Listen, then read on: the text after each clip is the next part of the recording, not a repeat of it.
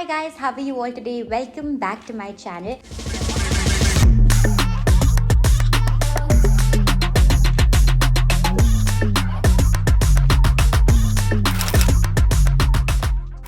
In today's video, we're talking about the good, the bad and the ugly when it comes to 2024 fashion trends. Before I get started, please keep in mind that when I say trends, if you have been planning on buying something that I talk about in this list, for sure go ahead and buy it because that is something that you will be seeing a lot of. It's something that's in right now, and as always, trends are cyclic. So even if a trend goes away, it will come back in the future. And if you really like something from the list, again, go ahead and buy it. But if you're just going to buy these things because they are trendy at the moment, then I would say you can pause, you can stick with what you have for a while, and if you still are obsessed with that thing, then go ahead and get it. Otherwise, it's good to just let it be. Alright, first let me talk about things that we will not be seeing a lot of this year, or things that I personally am just tired of seeing. The first thing is too much pink. I feel like we have had so much of pink last year, whether it's hot pink, baby pink, whether it is a blush pink, no matter what it is, just too much of pink has been happening, and I for one love pink. You guys can see even my headboard is pink. But even then, there comes a point where it reaches the saturation point, and I feel like pink has, especially with the whole Barbie thing going on last year, I feel like now if I see anything pink, my brain instantly starts thinking, oh, Barbie. That's just very good marketing done by the Barbie marketing team. However, it's just kind of in the past. I feel like we've got more colors to play around with, which we'll come to. Now, don't get me wrong, pink as a color is always going to be a very evergreen color. It's always going to be there. But I feel like there was just so much of pink that we saw that we need to let this year sort of breathe a little bit away from pink and experiment with other different colors. Pink has now slowly transitioned into red, and this year you will be seeing a lot of reds, a lot of burgundies. Last year towards winter we did see red popping up a lot, especially in boots and in other kinds of accessories, and I feel like that has carried on to this year as well. So this year again we will be seeing a lot of red, especially in accents that are easier to accessorize, easier to wear. Another thing that we can say bye-bye to are low-waist jeans and low-waist trousers. Anything low-waist, I feel like again is slowly going. It did make a little bit of a comeback, as if it was trying to come back into the league, but I feel like we've all collectively sort of pushed it a little away again. And even though low waist looks really nice if you have the confidence to carry it, I feel like high waist will always be right here. So for all of my high-waisted girlies, this is good news for you. Alright, talking about what's in for 2024, the first thing we've got are classics with a little bit of color, so just like a pop of color here and there. We will be seeing less of the Y2K trend. I feel like again this was more of 2022, 2023, and we are drifting away from this. We're slightly heading back to the classics, especially with last year being all about old money, all about understated elegance. So we'll still see a lot of classic, except now we'll just be seeing it with a bit of color involved in the whole classic outfit. So for example, if you're wearing a very classic outfit, you will see maybe a pop of red or a pop of pink or a pop of yellow, even in something like a hair accessory or like a scarf or a bag, just some pop of color even in a very classic outfit. And I feel like that just bridges the gap between something that is more Y2K, which is supposed to be more metallic, slightly a bit more kind of colorful, and something that's more classic. So it's slightly bridging that gap, and I love that. Speaking of colors, you will be seeing a lot of deep reds and deep burgundies. Now these colors are very easy to style, especially because they are as easy to style as neutral. So you can easily wear these with all of your other neutral colors like whites and blacks and grays. Keep in mind, two colors which are desaturated or are muted are easier to style together, which is why so many of us lean towards neutrals, because they're easier to mix and match and style them together. Deep red, deep burgundy are again colors which have a lot of depth to them, so they're easier to pair with other colors. Now if you feel like you're not somebody who is very experimental with colors and would like to stick to the basics, again the easiest way to incorporate these colors into your wardrobe is through accessories. You can find these accessories for literally any price point, so whatever your budget may be, you can find something accordingly. One of my favorite ways to incorporate such colors is through socks. So I know personally I'm wearing the socks. If I'm wearing something which is not too long, my socks can also show, and that adds a little bit of color without drawing away attention from my entire outfit. And I love that way of adding color but also being in your comfort zone. You can do this with any accessory you like. I also like to play around with my hair bands and with my hair scarves, just throwing out ideas for you to play around with. Next up, we've got hair bows, which was more of a spring summer 2023 trend, and then it carried on to the winter, and I've also seen it now carry on to 2024. Bows look very pretty. Again, this was a trend that existed years ago and now it's come back. If you have bows in your house, house, it's a good idea to now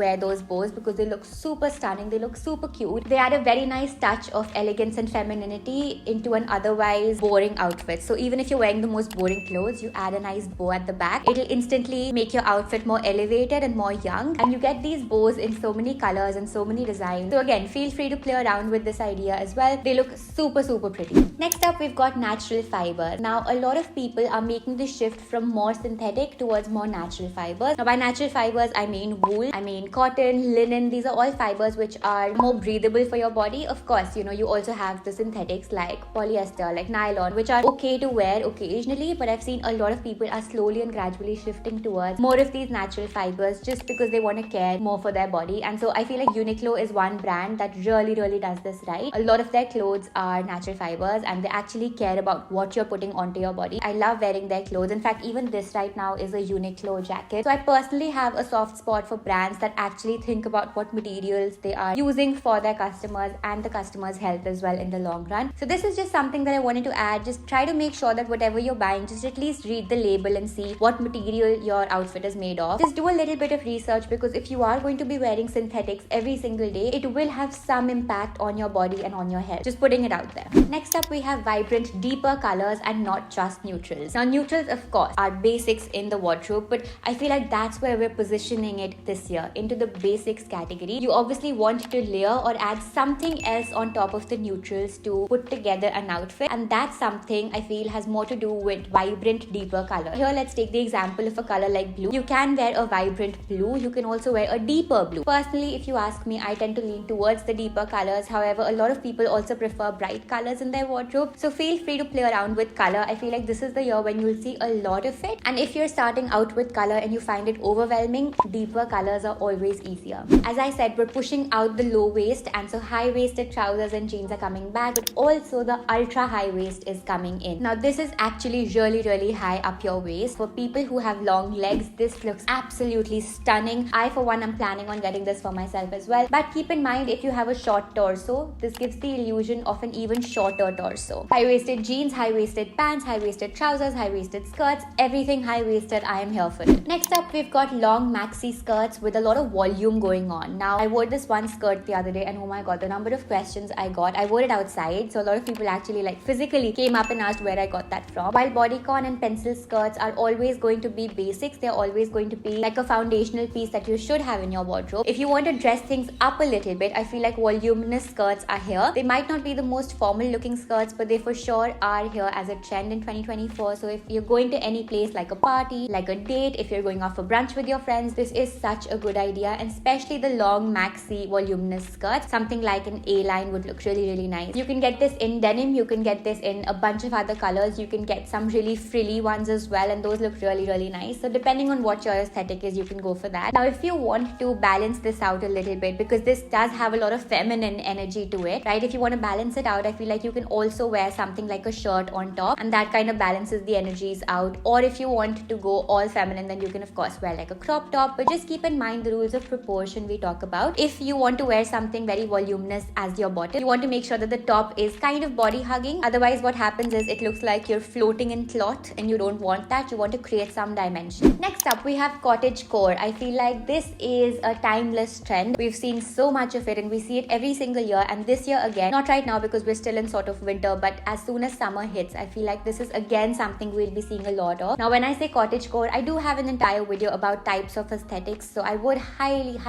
recommend you to check it out, because I talk in depth about what Cottagecore is, and it's one of my favorite aesthetics. Romantic and Cottagecore are somewhere kind of, related to each other. They somewhere kind of overlap, so I'm at that overlapping point. Think about a cottage in the middle of a forest, how people there would dress up. It's going to be really nice, really elegant, very feminine. So this is definitely something that is going to come back this year. In the past few years, when we all have been staying at home, we have been wearing a lot of athleisure, and so to move away from that, slowly and gradually, we want to get back into that energy where we're wearing more kind of feminine clothes. So that's why I feel like this is again something that's going to come back. Same thing with romantic as well. The romantic aesthetic has a lot of dresses, a lot of flowy outfits. This aesthetic is not for everybody. Some people prefer the loungewear, but I feel like a lot of people are now getting back into this. Fashion brands are now getting back into this, having more of those dainty feminine elements in the garments as well. Next up, we have one of my my favorite, a cap, especially for casual looks. Now, a cap used to be more of a piece of practicality and functionality rather than wearing it as a means of style. Not too many people used to wear caps. Even right now, because we're still in winter, you wouldn't see this going on a lot. However, comes summer, and I feel like a lot of people are going to be sporting this, especially when they're heading out with their friends, they're going somewhere. And if your style is more street style, you prefer more of, like cargo pants and like tight fitted tops, something like this would look really, really nice. So I feel like this is something definitely that is going to make a comeback in the styling sense and not just the practicality sense. I wouldn't call this a trend per se, but this is definitely something I am biased towards. I will leave links to pieces that I really, really like, and I feel like you can have a look at those if you'd like to shop. So all of the links are going to be down in the description box. Do keep in mind, caps are good if you want to go for more of a casual look. For anything semi-formal or formal, I would highly recommend staying away from something like a cap.